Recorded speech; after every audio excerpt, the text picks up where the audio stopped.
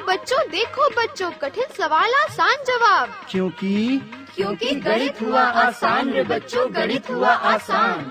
अंकों का है खेल निराला, जोड़ घटाओं ने क्या कर डाला। क्योंकि गणित हुआ आसान रे बच्चों, गणित हुआ आसान। शून्य का है खेल अजब, अंकों के संग करे गजब। कभी अंकों को शून्य बनाता या अंकों का मान बढ़ाता। क्योंकि गणित हुआ आसान रे बच्चों, गणित हुआ आसान। आओ बच्चों देखो बच्चों, कठिन सवाल आसान जवाब। क्योंकि गणित हुआ आसान रे बच्चों, गणित हुआ आसान। अंकों का है खेल निराला, जोड़ घटाओं ने क्या कर डाला। क्योंकि गणित हुआ आसान रे बच्चों, गणित हुआ आसान। शून्य का है खेल अजब, अंकों के संग करे गजब। कभी अंकों को शून्य बनाता या अंकों का मान बढ़ाता। क्योंकि गणित हुआ आसान रे बच्चों, गणित हुआ आसान।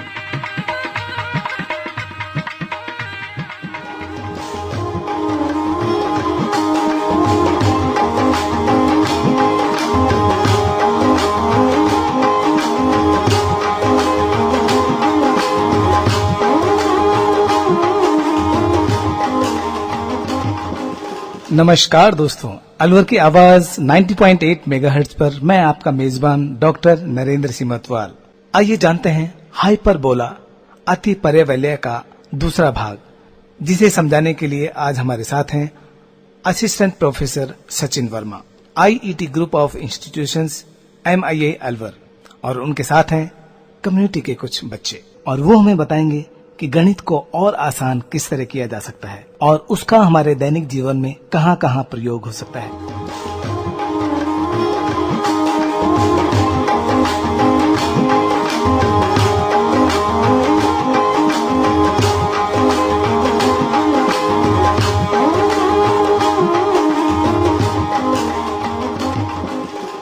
नमस्कार बच्चों।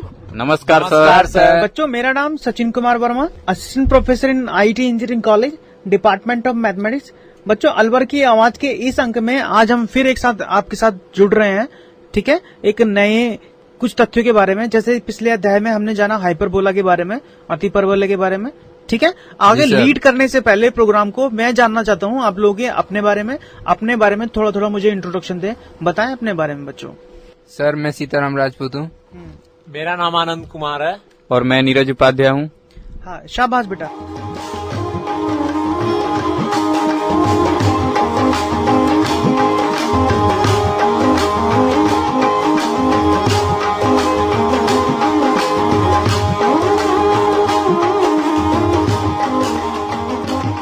जैसे कि हमने जाना कि आज हम डिस्कस करने वाले हैं हाइपरबोला के बारे में, है ना बच्चों? जी सर। तो हाइपरबोला के बारे में आज हम जो डिस्कस करेंगे उसके जो पार्ट हैं वो कुछ इस प्रकार से होंगे। आज हम जानेंगे शीर्षों के बारे में, क्या होते हैं शीर्ष, है ना, और फिर हम जानेंगे स्टैंडर्ड इक्वेशन ऑफ हाइपरबोला, वो क्या होती है, ठीक है बच्चों? जी फिर सर। हम जानेंगे रेक्टेंगुलर हाइपरबोला क्या होता है, सही है बच्चों? जी सर। फिर हम जानेंगे उत्केंद्रकता के बारे में और कैसे हम निरीक्षण करेंगे कि हमारा कर्व सिमेट्रिक एक्सिस के अबाउट एक्सिस सिमेट्री है कहा, या किस एक्सिस के अबाउट सिमेट्रिक है या नहीं है। जी सर। ठीक है, और फिर जानेंगे नाभि लंब जीवा क्या होती है, जी सर, और कुछ बेसिक एग्जांपल्स, ठीक है। लेकिन उससे पहले मैं थोड़ा सा ये जानना चाहता हूँ कि पिछले अध्याय में हमने जिन चीजों के बारे में जाना हाइपरबोला के बारे में, उसका थोड़ा रिवीजन करते हैं। जी सर। ठीक है बच्चों? जी सर। तो सबसे पहले मुझे ये बताएं कि जो हमने हाइपरबोला जाना तो कैसे डिफाइन करेंगे हाइपरबोला को, आप ये बताएं क्या होता है हाइपरबोला। सर, हाइपरबोला को हिंदी में हम लोग अति परवलय बोलते हैं। शाबाश। तो तल के उन सभी बिंदुओं का समुच्चय है जिनकी तल में दो स्थिर बिंदुओं से दूरी का अंतर अचर होता है, उसे अति परवलय कहते हैं। ठीक है जी सर। जी सर। ये वो कह रहे हैं कि तल के उन सभी बिंदुओं का समुच्चय जिनका दो निश्चित बिंदु से दूरियों का अंतर क्या होता है, हमेशा क्या होता है, हमेशा एक कांस्टेंट होता है। और ऐसे ऐसे बिंदु को मिलाऊं तो जो कर्व बनेगा उसे आप कहेंगे अति परवलय। ठीक है जी सर। शाबाश बेटा। अच्छा, ये हो गया। तो अब मुझे बताएं, जो हम अभी आप मुझे बता रहे हो जो निश्चित बिंदु कह रहे हैं बार बार, निश्चित बिंदु, इन निश्चित बिंदु को क्या कहते हैं आप बताओ बेटा सीताराम। इन निश्चित बिंदुओं को सर नाभि कहते हैं, जिन्हें हम F1 और F2 से नोट करते हैं। शाबाश। देखो जैसे बता रहे हैं जो दो निश्चित बिंदु हैं तो इनको बोलेंगे हम नाभि, जिनको F1 और F2 से डिनोट करते हैं। तो इसका मतलब ये हो गया कि जो दो निश्चित बिंदुओं में नाभि बन जाती है। जी सर। इसका मतलब ये हो गया कि अति परवलय में दो नाभियां होती हैं। जी सर। ठीक है बेटा, चलिए। जी सर।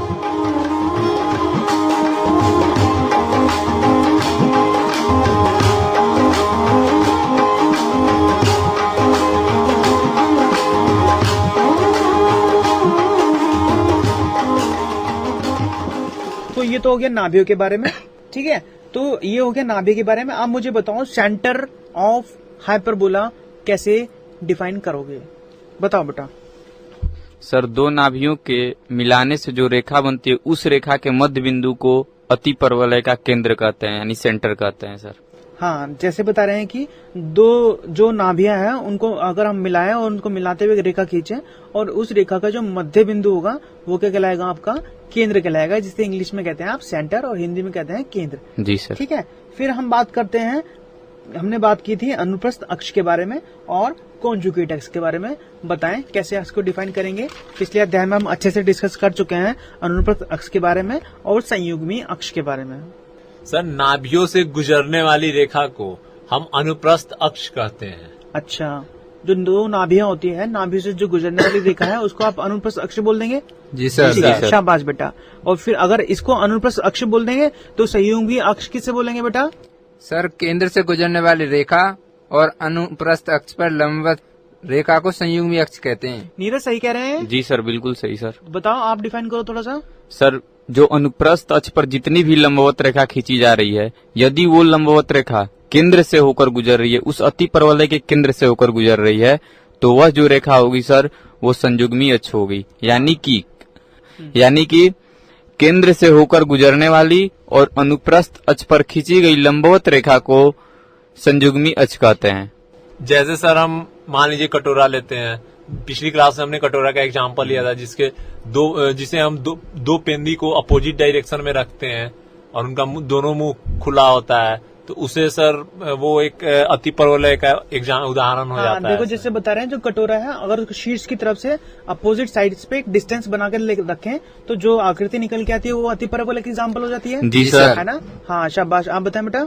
ऐसे ही सर हम गेंद का एग्जांपल ले सकते हैं। जब हम कोई भी खिलाड़ी शॉट मारता है तो जब जोर से शॉट मारता है तो वो गेंद फट जाती है। हाँ, तो जैसे बता रहे हैं, जो गेंद है अगर उस पर शॉट जोर से प्रहार कर दी जाए तो दो टुकड़ों में बढ़ जाती हो, और दो टुकड़ों में जो है शीर्ष की तरफ से अगर निश्चित दूरी पे रख दें तो वो अति परवलय का एग्जाम्पल बन जाती है। ठीक है बच्चों। ऐसे ही अगर हम बात करें सी के बारे में, इंग्लिश के जो सी अल्फाबेट है तो वो आप में अलग अलग एक सी जो है एग्जाम्पल होता है किसका? पैराबोला का। जी सर। क्योंकि हमें दो पैराबोला चाहिए होती हैं दर्शाने के लिए, जिनको अपोजिट साइड पे हम रख दें तो वो क्या होगा? दो सी को अगर अपोजिट साइड पे रख दूं शीर्षों की तरफ से तो वो एग्जाम्पल बनता है आपका हाइपरबोला का। जी सर। ठीक है बच्चों। जी सर। आपने लास्ट एपिसोड में एक डिस्कस भी किया था, डमरू का एग्जांपल डिस्कस किया था एक बच्चे ने। जी सर। शायद नीरज ने डिस्कस किया था कि डमरू ले और उसको जो है अगर उसको जो बीच वाला पार्ट है उसको डिस्टेंस मेंटेन करके हम सेपरेट कर दें तो वो जो क्या अपने आप में एग्जांपल बन जाता है आपका अति परवलय का। ठीक है बच्चों। जी सर। तो ये हमने पिछले अध्याय में जाना कि क्या होता है अति परवलय और कैसे कैसे उसको डेली लाइफ के एग्जाम्पल के साथ हम जोड़ सकते हैं।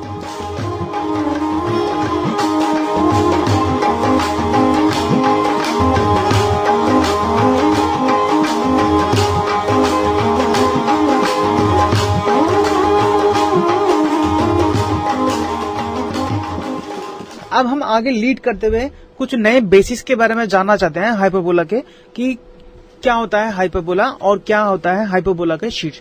तो बेसिकली आज हम स्टार्ट कर रहे हैं शीर्ष से, कि हाइपरबोला में हमने बताया फोकल होते हैं, मतलब आपकी जो नाभियां होती हैं और केंद्र होता है। अब मैं जानना चाहता हूं कि हाइपरबोला का शीर्ष को कैसे डिफाइन कर सकते हैं या कितने शीर्ष एक हाइपरबोला में हो सकते हैं, बताएं। सर एक हाइपरबोला में सर दो शीर्ष हो सकते हैं। ऐसा क्यों बेटा? सर चूंकि आप ही ने बताया था सर कि जो हाइपरबोला है, अति परवलय जो है वह पाराबोला यानी परवलय का ही दो, जब परवलय को लेते हैं तो अति परवलय का निर्माण होता है। और जैसा कि आपने परवलय पाठ को जब पढ़ा रहा था तो उसमें आपने बताया था कि परवलय में एक शीर्ष होता है जहाँ पे कि परवलय का क्लोज हुआ रहता है और जो मुंह जो खुला हुआ रहता है, जो ओपन होता है, और जो उसका जो क्लोज हुआ रहता है, क्लोज पॉइंट को ही शीर्ष बोलते हैं। तो यहाँ पर सर हम देख रहे हैं कि दो परवलय से तो निर्माण तो हुआ है, लेकिन यहाँ पर भी दो जगह क्लोज बन रहा है, यानी ये जो 2 पॉइंट है ये दोनों शीर्ष का निर्माण करेगा सर। यानी कि एक अति परवलय में 2 शीर्ष होते हैं। चलिए बच्चों, तो ये तो हो गया जैसे इन्होंने बताया कि शीर्ष क्या होते हैं, इसका मतलब हो गया कि किसी अति परवलय के अंदर 2 शीर्ष होते हैं हमारे। जी सर। ठीक है, चलिए अब हम बात कर रहे हैं स्टैंडर्ड इक्वेशन ऑफ हाइपरबोला। सही है बच्चों? जी अति सर। परवलय की हर कोनिक सेक्शन की जो कर्व होते हैं उनका फिर समीकरण होता है। जैसे पैराबोला के बारे में बताया था हमने, y square is equal to 4x, y square is equal to -4x, x square is equal to 4ay और x square is equal to -4ay। फिर हमने वहां भी बताया इलिप्स में, है ना, उसके भी कर्व होते हैं। जी सर।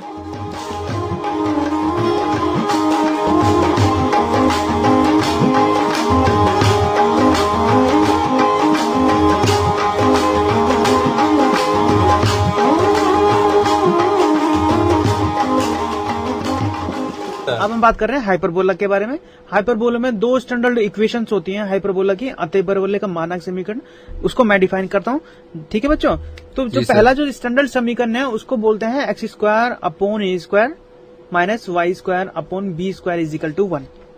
ठीक है बेटा? जी सर। अगर जो पहली जो समीकरण है वो क्या है आपकी, x square upon a square और minus y square upon b square is equal to 1। ठीक है, इसका मतलब हो गया ये वो वाला कर्व है जहाँ पे जो आपके जो कर्व है वो क्या है, हॉरिजॉन्टल है। जी सर। है ना? जो आपने पैराबोला लिया है वो कौन से होंगे, x square is equal to 4ay और x square is equal to minus 4ay curve होंगे, जहाँ पे शीट्स जो है एक दूसरे से अपोजिट डायरेक्शन में होंगे। जी सर। ठीक है, सपोज करो मैं मान रहा हूँ कि जो आपका केंद्र है उसकी कोऑर्डिनेट क्या है आपके 0 है। सही है बच्चों? जी सर। कोऑर्डिनेट है वो क्या है आपके 0 है, और जो शीट्स के निर्देशांक है वो क्या है a0 और -a0। ठीक है जी सर। हमने केंद्र से जो है एक डिस्टेंस मेंटेन की a और 0, वहां पे क्या है आपका शीट्स है। ठीक है,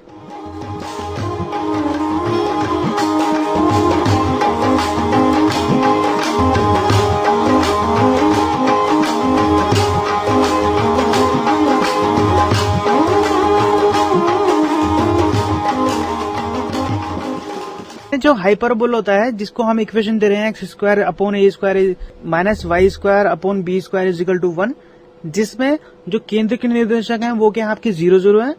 ठीक है, और अगर मैं बात करूं इन टर्म्स ऑफ पैराबोला, तो यहाँ जो 2 पैराबोला यूज कर रहे हैं y square is equal to 4x और y square is equal to -4x को शीर्षों की तरफ से अपोजिट डायरेक्शन में एक निश्चित दूरी पर रखने के बाद जो कर्व मिलता है उसे यहाँ पे इस कर्व को एग्जांपल दे रहे हैं, जिसका नाम है x square upon a square minus y square upon b square is equal to 1। जी सर। सही है बच्चों? जी जहाँ सर। सेंटर के पॉइंट क्या है आपके 0 है, और सेंटर से जो शीर्ष तक की दूरी है वो कितनी है, a0 है ना, पहले वाले कर्व के लिए। और एक मैं बताया अपोजिट डायरेक्शन में दूसरा कर्व होता है हाइपर पैराबोला, उसके निर्देशांक है -a0। जी सर। ठीक है, और जहाँ पे जो पहली वाली नाभि है उसके जो केंद्र के उसके जो नाभि के निर्देशांक है वो क्या है c और 0, और दूसरी नाभि के जो निर्देशांक है वो क्या है -c और 0। ठीक है बच्चों? जी सर। चलिए, ये तो हो गया जो स्टैंडर्ड इक्वेशन ऑफ हाइपरबोला है। कब? जब इक्वेशन क्या है आपकी x square upon a square minus y square upon b square is equal to 1। ठीक है,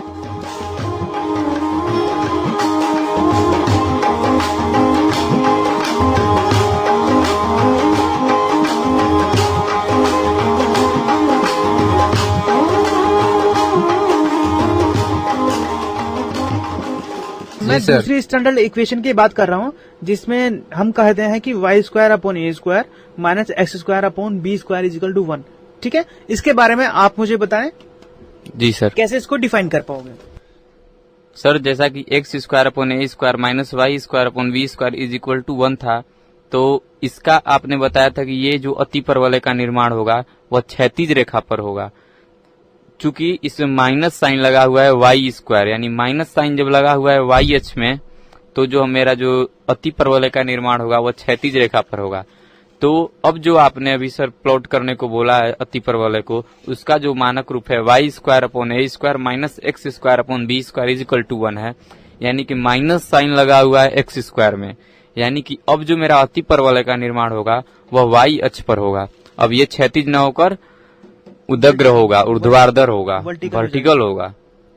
तो इतना तो निश्चित हुआ कि यह जो अति परवलय का निर्माण होगा वो ऊर्ध्वाधर रेखा पर होगा, वर्टिकल रेखा पर होगा, मीन्स वाई एक्सिस पर होगा। अब जो किसी भी अति परवलय का निर्माण दो पाराबोला, दो परवलय के निर्माण से होता है। तो जैसा कि आपने पिछले वाले मानक रूप में ये बताया था कि वह y square equal to 4ax और y square equal to -4ax से मिलकर बना है, तो ये जो अपना परवलय है वो x square equal to 4ay और x square equal to -4ay से मिलकर बना है।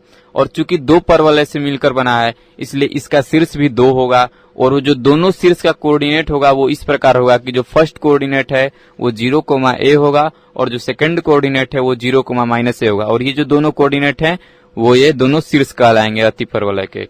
और अब यदि हम इसके नाभिक की ओर चर्चा करते हैं तो जो नाभि होगा, इसका फर्स्ट जो नाभि होगा वो 0, c होगा, और जो सेकंड नाभि का कोऑर्डिनेट होगा वो 0, -c होगा। और जो अभी आपने बताया था कि अति परवलय का केंद्र कैसे परिभाषित करते हैं, अति परवलय का जो केंद्र होता है वो दोनों नाभि के मिलाने से जो रेखा बनता है उसकी मध्य बिंदु होती है। तो जो दोनों नाभि है वो 0, c और 0, -c है, ये जो दोनों नाभि है। तो इसको जब हम मिलाते हैं, जब एक रेखा का निर्माण करते हैं, तो इससे जो रेखा बनता है उसकी जो लंबाई है वो 2c है, चूंकि 0 से c और 0 से -c, तो c + c 2c हो गया। अब जब इसको डिवाइड करते हैं, चूंकि मध्य बिंदु मुझे पाना है, तो 2c/2 यानी कि c हो गया।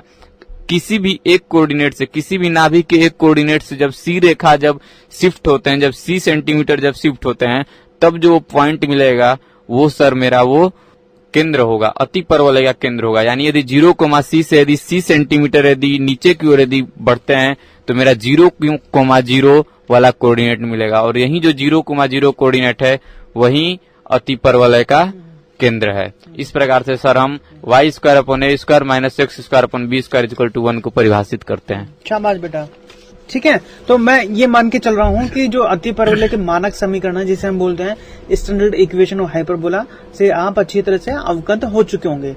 ठीक है, क्या होता है x square upon a square minus y square upon b square equal to 1 का समीकरण, और कैसी उसकी फिगर होती है ना। और क्या होता है y square upon a square minus x square upon b square equal to 1, और कैसी इसकी फिगर होती है। ठीक है बच्चों, तो आप अच्छे से समझ चुके हैं।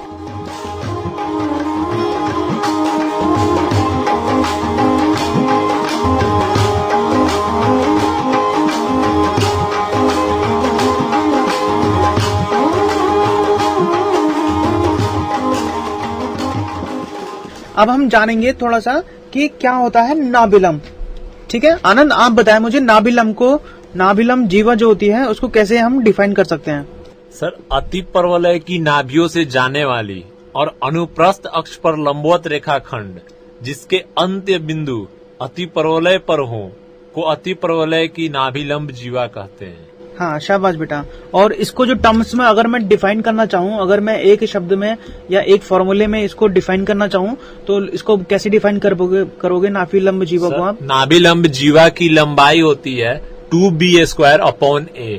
हाँ शाबाश बेटा। और इंग्लिश में क्या कहते हैं बच्चों से? Latus rectum. हाँ, इंग्लिश में कहते हैं लेटस रेक्टम और हिंदी में कहते हैं नाभिलंब जीवा। ठीक है बच्चों जी। तो सर, अब हम जानेंगे क्या होती है उत्केंद्रता। कोई डिफाइन करेगा मुझे उत्केंद्र को कैसे डिफाइन कर सकते हैं? जी सर दीर्घ वृत्त की तरह ही अनुपात E=C/A को अति परवलय की उत्केंद्रता कहते हैं। ठीक है बेटा, तो ये हो गया उत्केंद्रता, जिसे हम कहते हैं E से डिनोट किया जाता है, इंग्लिश के अल्फाबेट E से डिनोट किया जाता है, और फॉर्मूला क्या होता है E=C/A। सर उत्केंद्रता को सर इंग्लिश में क्या कहते हैं? एसेंट्रिसिटी। जी सर। ठीक है, इंग्लिश में कहते हैं एसेंट्रिसिटी और हिंदी में कहते हैं उत्केंद्रता। और फॉर्मूले की बात करूं तो E=C/A क्या बनता है आपका? उत्केंद्रता। ठीक है बच्चों जी सर। चलिए अब मैं आपको एक चीज बताना चाहता हूँ। एक शब्द और आता है जिसे बोलते हैं हम रेक्टेंगुलर हाइपरबोला। सही है जी सर। अगर इस वाले जो हमें जो जनरल समीकरण दे रखे हैं, अगर उसमें A= हम B पुट कर दें, ठीक है, हमने फार्मूले रखे हैं y square upon a square minus x square upon b square is equal to 1, और दूसरी इक्वेशन क्या है आपकी standard equation x square upon a square minus y square upon b square is equal to 1।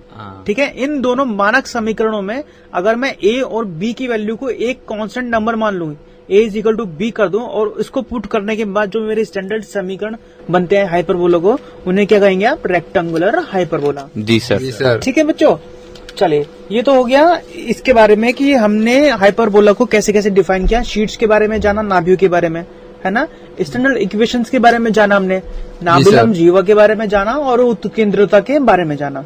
जी sir. ठीक है।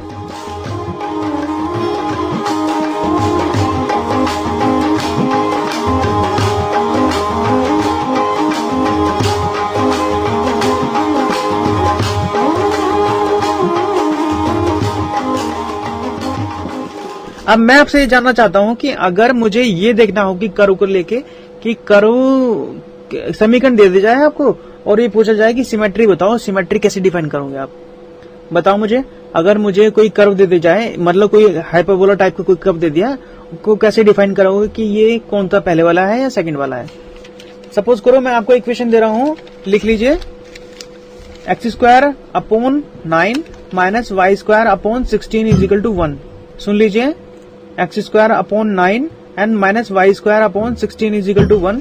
तो कैसे बताओगे ये किस तरह का हाइपरबोला है, क्या यहाँ पे a की वैल्यू है और क्या b की वैल्यू है। मेरा क्वेश्चन ध्यान से सुनने बेटा, मैंने इक्वेशन बोली है x² 9 -y² 1। तो इसको देख के बताओ यहाँ पे a की वैल्यू क्या होगी और b की वैल्यू क्या होगी, और ये कर्व सिमेट्रिक के अबाउट बताओ कैसे डिफाइन करो। सर जैसे आपने बोला कि x² 9 - y² 16 = 1, और सर हमारा स्टैंडर्ड इक्वेशन है x² a² -y² b² = 1। तो उससे सर हमारा x² 9 जो है, तो 9 यानी कि ये हमारा a² = 9 हुआ, यानी कि a = 3 हो जाएगा सर। तो बेसिकली आप पहले कह रहे हैं कि जो कंपेयर कर रहे हैं इक्वेशन को, जी सर, है ना, उसमें जो है a² और 9 को आपने कंपेयर किया। जी सर। तो वहां से जो a की वैल्यू कितनी निकल गई आपकी, 3 निकल गई है। ऐसे ही आप कंपेयर कर रहे हो b² को किससे, 16 से। तो यहाँ जो वैल्यू निकल गई क्या निकल गई है, 4 सर। ठीक है जी सर। तो a की वैल्यू तो आ गई आपकी 3 और b की वैल्यू आ गई 4। ठीक है बच्चों। जी सर। ऐसे ही अगर मैं आपको एक दूसरी इक्वेशन दूं जिसको मैं नाम देता हूँ y² 25 -x² 16 = 1, तो यहाँ पे a और b की वैल्यू को कैसे डिफाइन करोगे बताओ। सर जो अभी आपने इक्वेशन दिया है सर, y² 25 -x² 16 = 1 दिया हुआ है सर। इसका सर यदि हम कंपेयर यदि करते हैं, जो अभी आपने पीछे सर पढ़ाया हुआ था मानक रूप अतिपरवलय का, इसका यदि हम कंपेयर करते हैं y² a² -x² b² = 1 से, तो चूंकि a² = 25 है और b² = 16 है, कंपेयर करने के दौरान हमें प्राप्त होता है कि a² = 25 है और b² = 16 है। यानी चूंकि a² = 25 है इसलिए a की वैल्यू 5, और चूंकि b² = 16 है इसलिए b की वैल्यू 4। तो a की वैल्यू 5 और b की वैल्यू मुझे 4 मिल गई। और ये जो अति परवलय होगा वह चूंकि माइनस साइन लगा हुआ है x² में, ये जो इसलिए जो ये अति परवलय होगा वो YH पर स्थित होगा, यानी ऊर्ध्वाधर होगा, ऊर्ध्वाग्र रेखा पर स्थित होगा। तो अब इतना तो पता होगा कि ये उदग्र होगा, y एक्सिस पर होगा। तो और चूंकि a की वैल्यू 5 मिली हुई है, तो सर जो 0,5 है वो और 0,-5 है वो, ये जो 0,5 0,-5 ये दोनों अति परवलय के शीर्ष का कोऑर्डिनेट हो गए, और जो केंद्र हो गया वो 0,0 हो गया, और जो शीर्ष हो गया सर वो 0,C, जहाँ की C जो A और B की वैल्यू फाइंड आउट हो चुकी है, इस प्रकार से C की भी वैल्यू फाइंड आउट हो जाएगी। सर जैसा कि अभी आपने सर क्वेश्चन दिया हुआ है सर y² 25 -x² 16 = 1, इसका यदि हम कंपेयर करते हैं मानक समीकरण से y² a² -x² b² = 1, तो ऐसा पाते हैं कि चूंकि a² 25 है, b² 16 है, तो चूंकि a² 25 है इसलिए a की वैल्यू सर 5 हो गई, और चूंकि b² 16 है इसलिए b की वैल्यू सर 4 हो गई। तो चूंकि a की वैल्यू 5 है इसलिए 0,5 और 0,-5 ये अति परवलय का शीर्ष हो गया, और जो सर केंद्र हो गया वो 0,0 हो गया, और चूंकि माइनस साइन लगा हुआ है x² 16 में, इसलिए जो ये सर अति परवलय होगा वो YH पर स्थित होगा। इस प्रकार से सर अति परवलय का निर्माण होगा।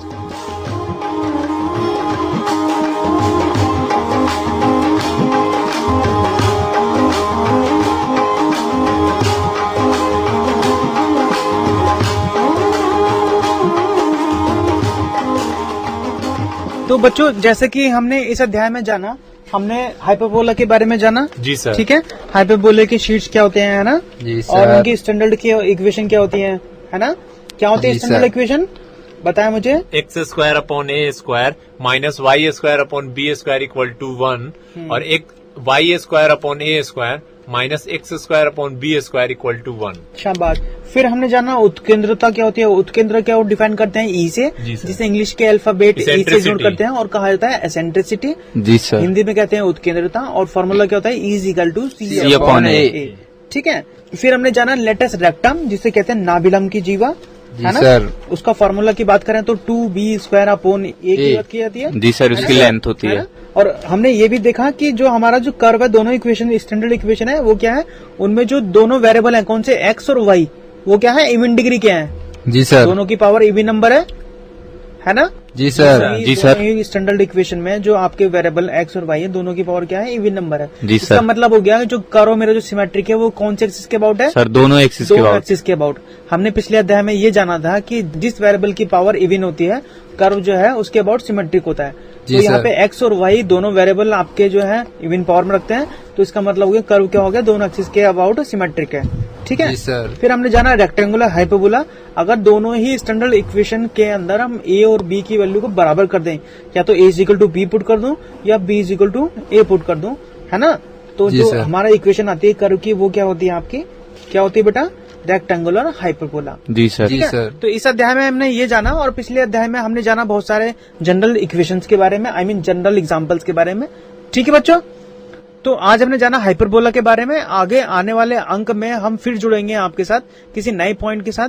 तब तक के लिए नमस्कार। नमस्कार सर। नमस्कार सर।